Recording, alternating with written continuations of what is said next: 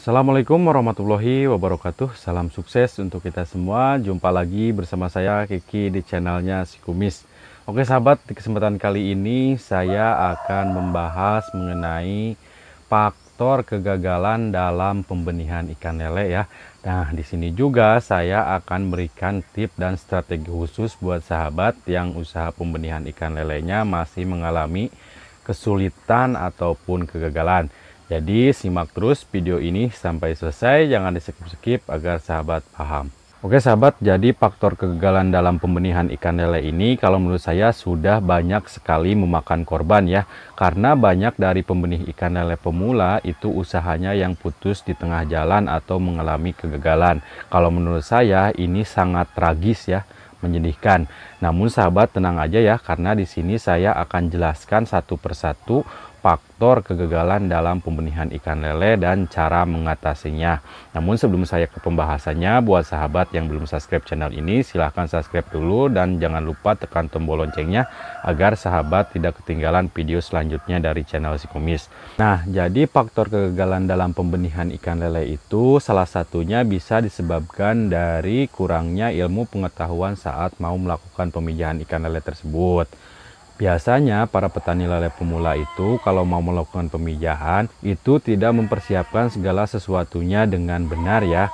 Seperti air kolam pemijahan yang tidak dipersiapkan, air kolam penetasan yang tidak difermentasi, dan yang lebih parahnya lagi, indukan yang mau dipijahkannya pun tidak dipilih sama sekali. Yang mengakibatkan gagalnya saat melakukan pemijahan ikan lele tersebut. Seperti indukan yang tidak mau bertelur, adapun indukan yang bertelur telurnya pada putih, dan adapun telur yang menetas itu larvanya biasanya akan banyak yang mati. Jadi saran saya buat sahabat yang baru memulai usaha budidaya ikan lele, khususnya di segmen pembenihan, kalau sahabat mau usahanya tetap jalan dan tidak mau gagal, sahabat sebelum melakukan pemijahan itu harus melakukan persiapan dengan benar ya. Yang pertama dari memilih indukan ya, mana indukan yang siap dipijahkan dan mana indukan yang belum siap dipijahkan. Karena kalau sahabat memijahkan indukan yang belum siap dipijahkan, itu kalau menurut saya kurang efektif ya, kurang memuaskan.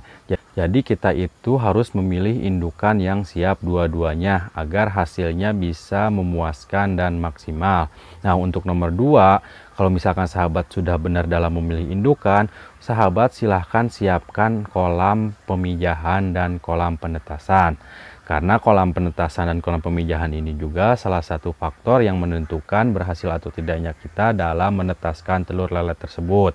Jadi kalau misalkan sahabat menggunakan air sumur, kemudian sahabat tidak dipersiapkan dulu air pemijahan dan air kolam penetasannya, itu kalau menurut saya kurang efektif juga ya. Karena air sumur itu oksigen terlalu di dalam airnya itu sangat rendah dan itu sangat berbahaya untuk kehidupan larva di fase berikutnya. Dan kalau di antara sahabat tidak hanya menggunakan air sumur, misalnya menggunakan air pump atau air wahangan, itu sama saja ya. Air kolam penetasan ataupun air kolam pemijahan kita harus siapkan terlebih dahulu untuk menghindari hal-hal yang kita tidak inginkan. Nah, kalau misalkan di antara sahabat udah ada yang berhasil dalam melakukan pemijahan ikan lelenya dan telurnya sudah menjadi larva, itu saran saya untuk pakan awal larva jangan suka memakai pakan alternatif ya. Nah, pakan alternatif ini saya sudah berkali-kali bilang ya, jangan pernah memakai pakan alternatif. Karena pakan alternatif ini selain jelek untuk memacu pertumbuhan si larva, pakan alternatif ini juga sangat berbahaya ya untuk kehidupan si larva.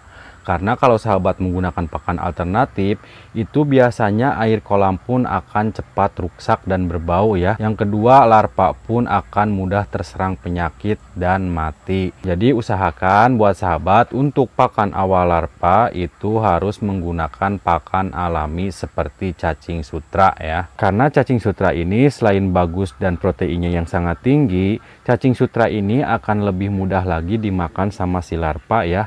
Dan larva pun akan lebih mudah lagi dalam mencernanya. Nah, kalau misalkan di antara sahabat ada yang tidak setuju dengan pernyataan saya mengenai pakan alternatif, itu saya monggo silahkan ora opo-opo ya. Karena apa yang saya sampaikan di sini itu untuk demi kemajuan para pembenih ikan lele pemula agar usahanya bisa berhasil. Dan apa yang saya ucapkan di sini itu juga berkat dari pengalaman saya di sini. Dan yang perlu sahabat ketahui juga bahwa ketiga hal inilah yang menentukan berhasil atau tidaknya kita dalam usaha pembenihan ikan lele. Karena kalau segala sesuatunya sahabat sudah siapkan dengan benar, entah itu dari pemilihan indukan, dari fermentasi air kolam penetasan, dan sampai pemberian pakannya pun yang benar, itu percayalah proses tidak akan mengkhianati hasil. Karena tidak akan ada hasil yang memuaskan tanpa kita persiapkan. Jadi persiapan itu lebih penting dari segalanya. Oke sahabat, jadi seperti yang saya tadi janjikan di awal video, bahwa saya di sini akan berikan tips dan strategi khusus buat sahabat yang mau benar-benar belajar budidaya ikan lele di segmen pembenihan. Dan yang perlu sahabat ketahui juga bahwa yang saya akan ucapkan di sini itu adalah berkat dari pengalaman saya ya, yang saya sudah praktekkan sendiri di kolam saya. Dan kalau saya rasa ini sudah berhasil ya, karena sudah mempunyai penghasilan dari sini. Nah, untuk poin yang pertama yang perlu sahabat ketahui, kalau sahabat mau sukses dalam pembibitan ikan lele, yaitu sahabat harus mempunyai keinginan, kemauan, tekad yang tinggi ya untuk membangun sebuah usaha yang sahabat sekarang jalankan.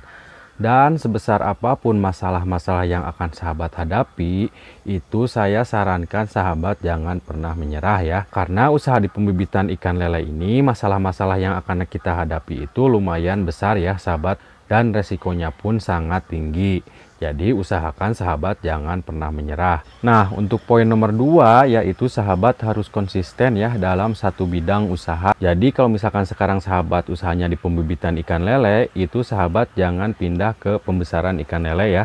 Karena itu banyak yang gagal. Jadi sahabat harus konsisten ya dalam satu bidang usaha agar usahanya bisa berhasil dan bisa menghasilkan. Dan yang perlu sahabat ketahui juga, kalau menurut saya usaha di pembibitan ikan lele itu tidak ada yang jago ya. Semuanya kita itu harus belajar ya. Tapi tergantung kuat apa tidaknya kita dalam menggeluti usaha yang kita sekarang jalankan ya sahabat. Jadi sepahit apapun yang usaha kita jalankan, kita itu harus konsisten dan tetap semangat. Nah, untuk poin nomor 3 yaitu sahabat harus bisa merawat air dan menjaga kualitas air ya. Karena merawat air dan menjaga kualitas air ini juga kunci sukses dalam pembibitan ikan lele. Poin nomor 4 yaitu sahabat harus bisa merawat indukan ya, agar indukan yang sahabat rawat itu bisa menjadi indukan yang berkualitas. Nah, kalau misalkan sahabat sudah mempunyai indukan berkualitas, itu otomatis anakannya pun akan menjadi bibit yang unggul dan berkualitas. Kalau semua hal ini sahabat lakukan di kolam sahabat, itu saya jamin ya, sahabat akan sukses dalam usaha pembibitannya. Oke sahabat, jadi sekian dulu ya video dari saya, semoga bermanfaat. Assalamualaikum warahmatullahi wabarakatuh.